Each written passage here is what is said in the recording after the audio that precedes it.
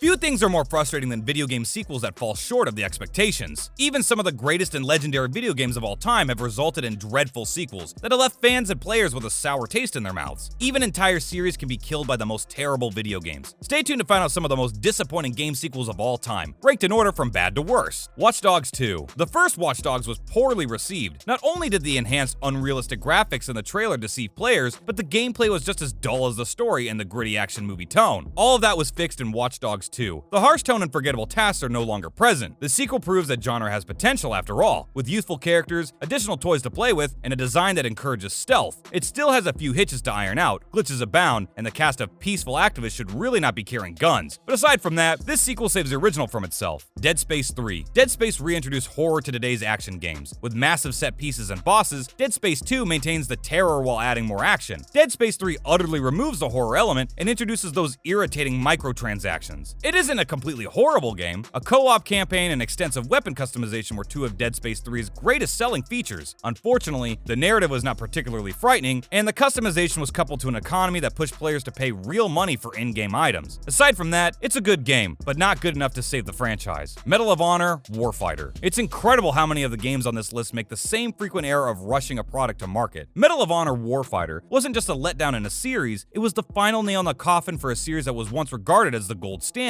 There were a lot of errors in the game, and the AI was terrible. It's difficult to fathom anything topping Call of Duty or Battlefield in the world of first-person shooters, but Medal of Honor once did. It's a tragedy that greed and mismanagement have cost the world so many Medal of Honors throughout the years. Dragon Age 2. BioWare franchises are notorious for varying in quality between installments, and for making controversial mechanical changes that alienate prior iterations' fans. Dragon Age 2, like Mass Effect 2, was criticized for being dumbed down and made overly action-heavy in order to appeal to a wider audience, while alienating fans of the previous game. Another prominent criticism leveled out by DA2 was its graphics, which were deemed to be technically inferior to the original game, as well as its use of copy-and-paste dungeons and the reuse of too many assets from the first game. Postal 3. The Postal games aren't exactly classics, but the third installment is a complete disaster. Postal 3 feels like an internet troll that thinks it's a lot smarter than it is, with badly conceived levels, terrible graphics, and edgy humor that doesn't land. Despite the fact that series prides itself on pushing boundaries with its humor, none of it has aged well. The game is already a step down from the previous two, but with the issues outlined above, along with the dreadful Uwe Boll film adaptation that comes to mind, it's safe to say that the Postal franchise has been permanently destroyed. It's probably a good thing. Devil May Cry 2. With the release of Devil May Cry 5 in 2019, it's hard to think that the franchise's second game almost killed it. Devil May Cry 2 was intended to be the next step, the progression of the first game that enthralled audiences and made the globe fall in love with this new franchise. Despite all 3 years and countless other games in the series, it's still widely regarded as the franchise's weakest game. It lacked variation and was monotonous and uninteresting over the long journey it took gamers on. When you remove the challenge and nuance, you're left with a shell of its former self. Mafia 2. Although the original Mafia hasn't kept up well in terms of technology realism, many consider it to be one of the best open-world criminal games of the early 2000s, and a worthy opponent to Grand Theft Auto 3, which had revolutionized open-world game design a year before. It took 8 years for Mafia 2 to be released, and while it's a fantastic game as a whole, it really doesn't quite live up to the original's reputation. Part of the reason for this is that the general tempo is much slower. The game is at its best when it delivers interesting story and gameplay moments, but you have to do a bunch of mundane tasks in order to see them, like driving for long periods of time, or watching lead character Vito pick up the phone and stare at the wall while he talks. Again, Mafia is a little out of date, but its plot and characters are arguably better, and its open world isn't as clogged with tedious busy labor. Killzone 3. Audiences were suspicious that the teaser trailer for Sony's then upcoming PlayStation 3 during E3 2005 was genuinely showing in-game images. They weren't for the most part, but when Killzone 2 was out a few years later, it looked remarkably similar to the game's spectacular target video displayed during the E3 demo reel. While Killzone 2 was one of the few games that fully demonstrated that the PS3 was as strong as its specifications claimed, Killzone 3 didn't quite deliver the same visual punch. For that matter, neither did Killzone for PS4. Doom 3. Doom 3 reimagined the classic game with a focus on horror aspects, in the hopes of capturing the essence of the original with a modern-day update. It almost worked, but it turns out the players want the adrenaline rush. Doom 2016 ditched the eerie atmosphere in favor of brutality, and it may have been one of the best shooters ever made. The revamp is intended to encourage players to play aggressively. Players who are afraid to rip and tear through demons are punished by employing weapons at a distance, while those who are willing to rip and tear through demons are rewarded. The game effectively saved the franchise by making fighting through hell sound like a nice weekend. Duke Nukem Forever. It frequently suffers by framing itself on gameplay that was adequate when it was first developed, but feels old and outdated by the time it's published. Some of these difficulties were present in Duke Nukem Forever, but the main issue was that it had comedy that had long since died out a decade prior to its release. It went from being cheeky and defiant to being immature and infantile. Combine the fact that no one was able to complete the game and it was released with various errors and issues, and you're bound to be disappointed. Bomberman Act Zero. Giving kid-friendly properties a gritty makeover may seem creative, but it rarely works out. Act Zero of Bomberman had to learn this the hard way. Even though it was published in 2006, Bomberman's adorable style was replaced with a cyberpunk vibe and graphics that look 10 years old. Worse, the game isn't even fully functional. The AI is extremely unbalanced, collision detection is faulty, load times are very long, and believe it or not, the game contains 99 levels with no save feature. Although Act Zero did not officially end the franchise, no one was clamoring for a sequel to this disaster. Star Wars Battlefront 2. Imagine relaunching a popular Star Wars video game franchise as a multiplayer-only experience, only to have fans demand a single-player story in the sequel. Imagine producing a sequel with a single-player campaign that is both short and mediocre, as well as possibly the most widespread and ridiculous set of multiplayer microtransactions ever seen in the video game industry. Not only did this backfire on Electronic Arts, but it also came months after the company boasted about having a campaign at their E3 press conference, resulting in worldwide video game gambling probes. Sonic the Hedgehog. You could put any Sonic sequel on this list, but with so many bad games to pick from, we chose Sonic 06. What should have been the spiritual successor to Sonic Adventure turned out to be a clumsy mess with no redeeming elements. Sonic has the ability to load for several minutes, snowboard uphill, and careen up the screen at any time. The plot centers around Sonic's time travel and his relationship with a human woman. It is possible to stand on surfaces without falling through them at times. Without exaggerating, these are some of the game's only selling qualities. How did the year 2006 avoid permanently ruining the franchise? Tony Hawk's Pro Skater. In terms of response and legacy, expectations are everything. An independent game like Celeste may appear out of nowhere and acquire millions of fans, whereas the fifth installment in the most well-known skateboarding franchise, which bears the name of the greatest skateboarder of all time, has a lot to live up to. Tony Hawk's Pro Skater 5 was the result of a license expiring and a publisher seizing one final chance. It appears to be the final game of contact between Activision and Tony Hawk, and unfortunately for Hawk, it was simply a means for Activision to suck as much juice as they could out of the dying partnership. And there you have it, some of the most disappointing game sequels in the history of gaming. Which one of these surprised you the most? Do you agree with our picks? Let us know. Thanks for watching.